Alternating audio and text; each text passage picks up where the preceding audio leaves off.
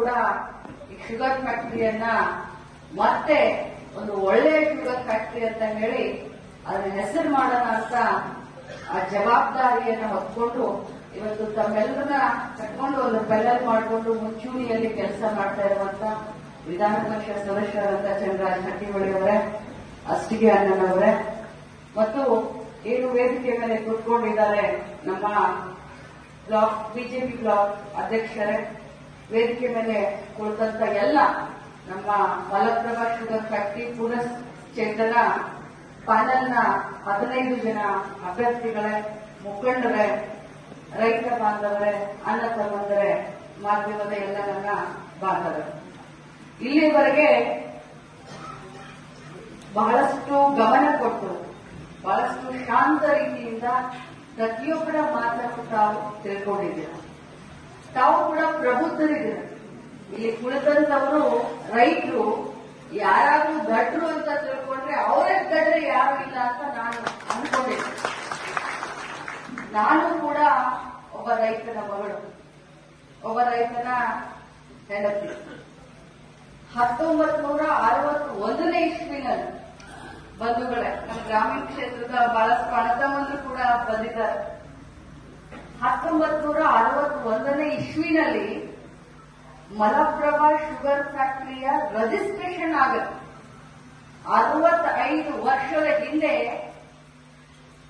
ಬಸವನಿಯವರು, ಇನಾಮದಾರ್ ಅವರು, ಸಾನಿಕೊಪ್ಪ ಅವರು, ನಮ್ಮ ಮಾವನವರಾದಂತಹ ದಿವಂಗತ ಗುರುಸಿದ್ದಪ್ಪ ಹೆಬ್ಬಾಳ್ಕರ್ ಅವರು ಮತ್ತು ಕೆಲವು ಹಿರಿಯರು ಈ ಭಾಗದಲ್ಲಿ ರೈತರಿಗೆ ಒಂದು ಕಾಯಕಲ್ಪ ಮಾಡಬೇಕು ಅನ್ನುವಂತ ಬಹಳ ಒಳ್ಳೆಯ ವಿಚಾರವನ್ನ ಇಟ್ಟುಕೊಂಡು 1961ರಲ್ಲಿ ಶ್ರೀ ಮಲಪ್ರಭಾ ಶುಗರ್ ಫ್ಯಾಕ್ಟರಿಯ ರಿಜಿಸ್ಟ್ರೇಷನ್ ಮಾಡ್ತಾರೆ. ಬದುಗಳ ತಾವೆಲ್ಲ ಅರ್ಥ ಮಾಡ್ಕೊಳ್ಳಿ, ಆ ಕಾಲದಲ್ಲಿ ಎಂತ ಒಂದು ಒಳ್ಳೆಯ ಉದ್ದೇಶವನ್ನ ಇಟ್ಕೊಂಡು ಅವ್ರು ಮಾಡಿದ್ರು. ಎಲ್ಲಾ ರೈತರನ್ನ ಕಟ್ಕೊಂಡು ಈ 4-5 ತಾಲೂಕದಲ್ಲಿ ಧಾರವಾಡವರೆಗೆ ಅಡ್ಡಾಡಿ 10 ವರ್ಷ 10 ವರ್ಷ ಶೇರ್ ಕಲೆಕ್ಟ್ ಮಾಡಿದ್ರು. 10 ವರ್ಷ ಅಡ್ಡಾಡಿ ಈ ಶುಗರ್ ಫ್ಯಾಕ್ಟರಿಯನ್ನ ಕಟ್ಟಿದಾಗ 1971ನೇ ಇಸ್ವಿನಲ್ಲಿ ಈ ಶುಗರ್ ಫ್ಯಾಕ್ಟರಿ ಮೊದಲನೇ ಕ್ರಷಿಂಗ್ ಅನ್ನ ಮಾಡಿದ್ರು. ಈ ಶುಗರ್ ಫ್ಯಾಕ್ಟರಿ ಕಟ್ಟಾಗ ಒಂದು ದಿನ, ಒಂದು ರಾತ್ರಿ, ಒಂದು ಹಗಲು ಸಾಲಲ್ಲ. 10 ವರ್ಷ ನಮ್ಮ ಹಿರಿಯರು ಕಷ್ಟಪಟ್ಟು ರೈತರನ್ನೆಲ್ಲರನ್ನೂ ಕೂಡಿಸಿಕೊಂಡು ರೈತರಿಂದಲೇ ಆದಂತ ಒಂದು ದೊಡ್ಡ ಹೆಸರನ್ನ ಮಾಡಿದಂತ ಮಲಪ್ರಭಾ ಶುಗರ್ ಫ್ಯಾಕ್ಟರಿ. ಇವತ್ತು ಈ ಒಂದು ಶುಗರ್ ಫ್ಯಾಕ್ಟರಿಗೆ ಒಂದು ಕಾಯಕಲ್ಪ ಕೊಡಬೇಕು ಅಂತ ಹೇಳಿ ಈ ಭಾಗದ ಶಾಸಕರಾದಂತಹ ಬಾಬಾ ಸಾಹೇಬ್ ಪಾಟೀಲ್ ಅವರು ನನ್ನ ಹತ್ರ ಮಾತನಾಡಿದಾಗ ಖಂಡಿತವಾಗ್ಲೂ ಮಾಡೋಣ, ತಮ್ಮನ ಹತ್ರ ಮಾತಾಡ್ತೀನಿ ಅಂತ ಹೇಳಿ ನಾನು ಅವರು ತಮ್ಮ ಖಾನಾಪುರ ಶಾಸಕರಾದಂತಹ ವಿಠಲ್ ಹಲಗೇಕರ್ ಅವರು ಮತ್ತು ಕೆಲವು ರೈತ ಮುಖಂಡರು ಎಲ್ಲರ ಜೊತೆಗೂಡಿ ಮಾತನಾಡಿ ಬಹಳಷ್ಟು ನಾಯಕರುಗಳು ಕೂಡ ನಮ್ಮ ಮನೆಗೆ ಬಂದಿದ್ರು, ಯೂನಿಯನ್ದವರು ಬಂದಿದ್ರು, ಬಹಳಷ್ಟು ಜನರು ಬಂದಿದ್ರು, ರೈತ ಮುಖಂಡರು ಬಂದಿದ್ರು. ಈ ಕಾರ್ಖಾನೆಯನ್ನ ಹೀಗೆ ಬಿಟ್ರೆ ಮುಂದೆ ಒಂದು ದಿನ ಬಹಳ ಕೆಟ್ಟ ಪರಿಸ್ಥಿತಿ ಬರುತ್ತೆ. ಈ ಭಾಗದ ರೈತರನ್ನ ಒಂದು ದಿನ ಗತಭವದಲ್ಲಿ ಮರಿಸಿದಂತ ಕಾರ್ಖಾನೆ ಇದೆ, ಹೆಮ್ಮೆಯ ಕಾರ್ಖಾನೆ ಇದೆ, ಇದನ್ನು ಏನಾದ್ರೂ ಮಾಡಿ ಎಲ್ಲರೂ ಸೇರ್ಕೊಂಡು ಇದನ್ನು ಉಳಿಸಿ ಅಂತ ಹೇಳಿದಾಗ ನಾನು ಆಯ್ತು ಮಾಡಪ್ಪ, ನನ್ನ ಬೆಂಬಲ ಇದೆ ಅಂತ ನಾನು ಮುಂದುವರಿಸಲಿಕ್ಕೆ ನಾನು ಸಹಕಾರವನ್ನು ಕೊಡ್ತೀನಿ. ಆದ್ರೆ ಏನಾಗ್ತಾ ಇದೆ, ನಾವು ಒಂದು ವಾರದಿಂದ ಬೆಂಗಳೂರಿನಲ್ಲಿ ಮೈಸೂರು ದಸರಾ ಇರೋದ್ರಿಂದ ಮಂಡಳ ದಸರಾ ಉದ್ಘಾಟನೆ, ಸೊ ವಿವಿಧ ನನ್ನ ಒಂದು ಜವಾಬ್ದಾರಿ ಇರೋದ್ರಿಂದ ಮನೆಯಲ್ಲಿ ಒಂಚೂರು ತೊಂದರೆ ಇರೋದ್ರಿಂದ ಬೆಂಗಳೂರಿನಲ್ಲೇ ಉಳ್ಕೊಳ್ಬೇಕಾಗಿರುವಂತ ಒಂದು ಪರಿಸ್ಥಿತಿ ಬಂತು. ನಾನು ಡೈಲಿ ಕೇಳ್ತಾ ಇದ್ದೆ ಎಲ್ಲರ ಹತ್ರ ಹೆಂಗ್ ನಡೀತಾ ಇದೆ ಅಂತ. ಬಾಬಾ ಸಾಹೇಬ್ ಪಾಟೀಲ್ ಫೋನ್ ಮಾಡ್ತಾ ಇದ್ದೆ, ತಮ್ಮನಿಗೆ ಮಾತಾಡ್ತಾ ಇದ್ದೆ. 1-2-3 ವಿಡಿಯೋಗಳು ಕೂಡ ನಮ್ಮ PAಗಳು ನನಗೆ ಕಳಿಸ್ಕೊಡ್ತು. ಒಂದು ವೇಳೆ ಒಂದು ಮಾತನ್ನ ಹೇಳ್ತೀನಿ, ಹೊರಗಿನವರು ಅಂತ ಒಂದು ಮಾತಾಡ್ತಾರೆ, ಇಲ್ಲ ಖಾಸಗೀಕರಣ ಅಂತ ಒಂದು ಮಾತಾಡ್ತಾರೆ. ಈ 2 ಮಾತನ್ನ ಬಿಟ್ಟು ಬೇರೆ ಏನ್ ಮಾತಾಡ್ತಾರೆ ಅನ್ನೋದನ್ನು ನೀವು ಹೇಳ್ಬೇಕು. ಒಂದೇ ಒಂದು ಮಾತು, ಒಂದು ಹೊರಗಿನವ್ರು ಅಂತಾರೆ, ಇಲ್ಲ ಒಂದು ಖಾಸಗೀಕರಣ ಅಂತಾರೆ. ನಾವು ಹೊರಗಿನವ್ರು ಹೇಗಾಗ್ತೀವಿ, ಫೌಂಡರ್ ಡೈರೆಕ್ಟರ್ ನಮ್ಮ ಮಾವರಿದ್ದಾಗ, ಫೌಂಡರ್ ಡೈರೆಕ್ಟರ್ ನಮ್ಮ ವೀರಭದ್ರಪ್ಪ ಹಟ್ಟಿಹೊಳಿಯವರಿದ್ದಾಗ, ನಾನು 75 75ನೇ ಇಸ್ವಿಯಲ್ಲಿ ಹುಟ್ಟಿದಂತವಳು ನಮ್ಮ ಅಜ್ಜಾರು 77ನೇ ಇಸ್ವಿಯಾಗಿ ಸತ್ತ ತಕ್ಷಣ ನನ್ನ ಹೆಸರಲ್ಲೇ ಶೇರ್ 77ನೇ ಇಸ್ವಿ ಒಳಗಡೆ ನಮ್ಮ ಮನೆತನ ಒಳಗಡೆ ನಮ್ಮ ತಂದೆ ಶೇರ್, ನಮ್ಮ ತಾಯಿ ಶೇರ್, 4 ಮಂದಿ ಚಿಕ್ಕದೊಡ್ಡಪ್ಪಗಳಿದ್ರ ಅವ್ರ ಶೇರ್, ಅವ್ರ ಹೆಣ್ತರ ಶೇರ್, ಅವರೆಲ್ಲ ಮಕ್ಕಳು, ನಮ್ಮ ಸ್ವಾದ ಅತ್ತಿಗಳು, ನಮ್ಮ ಕುಟುಂಬದಾಗ ಹಟ್ಟಿ ಒಳಗೆ ಈಗ ಹೆಸರಿಟ್ಕೊಂಡು ನಾವು ಹುಚ್ಚನಾರ್ ಅಂತ ಹೇಳ್ತಿದ್ರು. ಹುಚ್ಚನಾರ್ ಕುಟುಂಬದಾಗ 41 ಶೇರ್. ಆಗಿನ ಕಾಲದಾಗ ನಾವ್ ಹೆಂಗ್ ಹೋಗಿ ನಾವು ಬರ್ತೀವಿ? ಹೆಂಗ್ ಸಾಧ್ಯ ಐತಿ? ಇದ ತಾಲೂಕ್ನಾಗ ಹುಟ್ಟಿ, ಇದೇ ತಾಲೂಕ್ನಾಗ ಬೆಳೆದ, ಇದೇ ತಾಲೂಕ್ನಾಗ ಅನ್ನ ಉಂಡ, ಇದೇ ತಾಲೂಕ್ನಾಗ ರೈತಕ್ಕಿ ಮಾಡಿ ನಮ್ಮಪ್ಪ ರಾತ್ರಿ ಹಗಲಿ ಕಬ್ಬು ನೀರ್ ಹಾಸಿ ಏಪ್ರಿಲ್ದಾಗ ಕಬ್ಬು ಕಳಿಸಿದಂತ ಇತಿಹಾಸದಲ್ಲಿ ಬಂದಂತ ಮಣಿತನದ ಮಗಳು ನಮ್ಮ ಮಗ ಅವನು. ನಾವು ಹೊರಗೆ ಅವ್ರಿಗೆ ಆಗ್ತೀವಿ.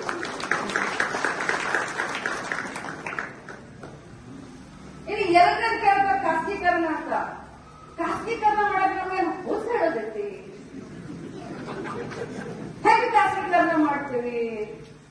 ಅದೇ ದಿಢೀರಂತ ಖಾಸಗೀಕರಣ ಆಗ್ಬಿಡ್ತೈತ. ಹೇಳೋರು ಯಾರಿಲ್ಲ.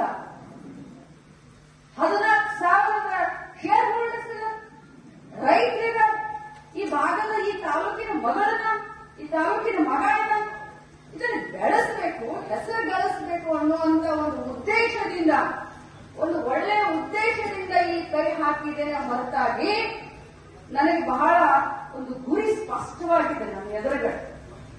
ನಾ ಯಾವತ್ತಿದ್ರು ಅಂತ ಇಂಥ ಕೆಲಸಕ್ಕೆ ಕೈ ಹಾಕೋ ಹೆಣ್ಮಗಳಲ್ಲ. ನನ್ನ ಎದುರುಗಡೆ ಒಂದು ಗುರಿ. ಏನು ಗುರಿ ಐತಿ ಅಂತಂದ್ರ, ಒಂದು ಕಾಲದಾಗ ಬಹಳ ಜನ, ನಾನು ಬಹಳ ಸತ್ಯ ಬಂದಿದ್ದೇನೆ ಶುಗರ್ ಫ್ಯಾಕ್ಟ್ರಿ. ಒಂದು ಕಾಲದಾಗ ಬಹಳ ಜನ ಹೆಮ್ಮೆ ಪಡುವಂತ ಶುಗರ್ ಫ್ಯಾಕ್ಟ್ರಿ, ಹೈವೇ ಮೇಲಿನ ಶುಗರ್ ಫ್ಯಾಕ್ಟ್ರಿ, ಮತ್ ಅದೇ ರೀತಿ ಮಾಡಿ ಹೆಸರು ಗಳಿಸೋ ತಮ್ಮ ಅಂತ ಹೇಳ್ತಾರ. ನೀ ಮುಂದಾಗಪ್ಪ ಅಂತ ಹೇಳಿ ಅವ್ರು ನಾನು ರಾಜಕಾರಣದ ಭವಿಷ್ಯ ಐತ್ರಿ. ತಮ್ಮೆಲ್ಲರ ಆಶೀರ್ವಾದದಿಂದ, ನನ್ನ ಗ್ರಾಮೀಣ ಕ್ಷೇತ್ರದ ಮತದಾರರ ಆಶೀರ್ವಾದದಿಂದ ಇವತ್ತು ಕರ್ನಾಟಕ ರಾಜ್ಯದಲ್ಲಿ ಮಂತ್ರಿಯಾಗಿ ಸೇವೆಯನ್ನು ಸಲ್ಲಿಸ್ತಾ ಇದ್ದೀನಿ. ಈಗ ಅವನ್ ಮಾತು ಹೇಳಿದ್ದೀನಿ ನಾನು. ಅವ್ರು ಏನು ಮಾಡೋರು, ಹೆಂಗೆ ಇದನ್ನ ಪುನಶ್ಚೇತನ ಮಾಡೋರು? ಏನಾದ್ರೂ ಒಂದು ಬೇಕಲ್ಲ, ಒಂದು ಪ್ರಣಾಳಿಕೆ ಬೇಕಲ್ಲ. ಅದನ್ನ ಹೆಂಗ್ ತಗೊಂಡವ್ರ ಮುಂದೆ? ಸಾಲ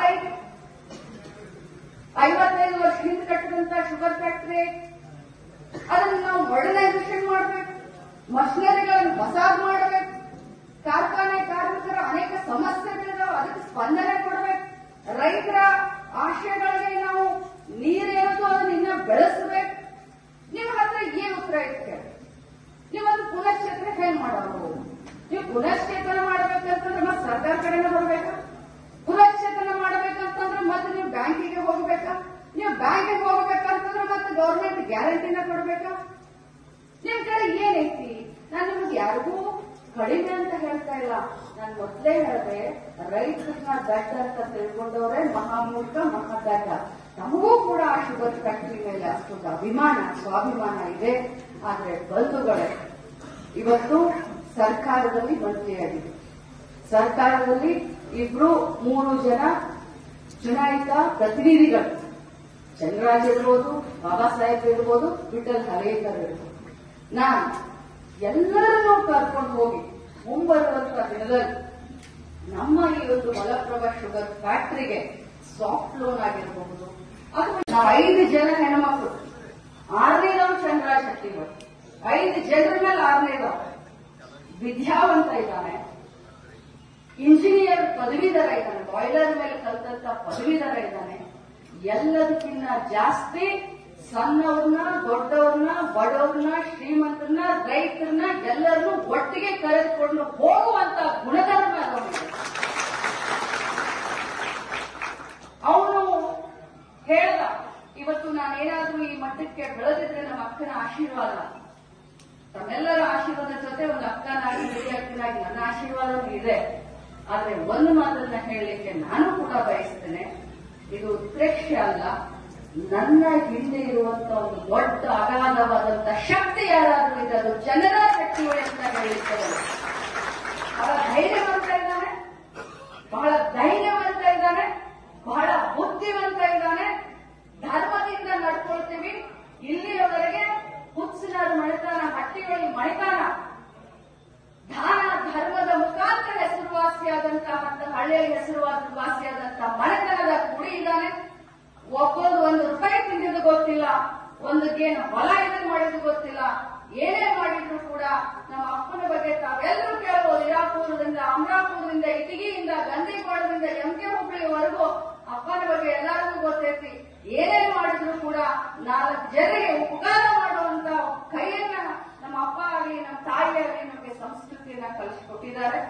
ನಾನು ಜಾಸ್ತಿ ಮಾತಾಡಕ್ ಹೋಗೋದಿಲ್ಲ, ಯಾಕಂತಂದ್ರೆ ನಾಳೆ ಒಂದೇ ದಿನ. ತಮ್ಮ ಜವಾಬ್ದಾರಿ ಕೂಡ ತಮ್ಮ ಊರಲ್ಲಿ ಯಾರ್ಯಾರು ಎಷ್ಟೆಷ್ಟು ಜನ ರೈತರಿದ್ದಾರೆ, ಶೇರ್ ಹೋಲ್ಡರ್ಸ್ ಇದ್ದಾರೆ, ತಾವೆಲ್ಲರೂ ಕೂಡ ಬಂದು ಮತದಾನವನ್ನ ಮಾಡಿ ನಿಮ್ಮ ಶುಗರ್ ಫ್ಯಾಕ್ಟರಿ, ಇದು ಬೇರೆ ಯಾರಿಗೂ ಅಲ್ಲ, ಇದು ನಿಮ್ಮ ಶುಗರ್ ಫ್ಯಾಕ್ಟರಿ. ನಮ್ಗೆ 2 ಇದಾವೆ.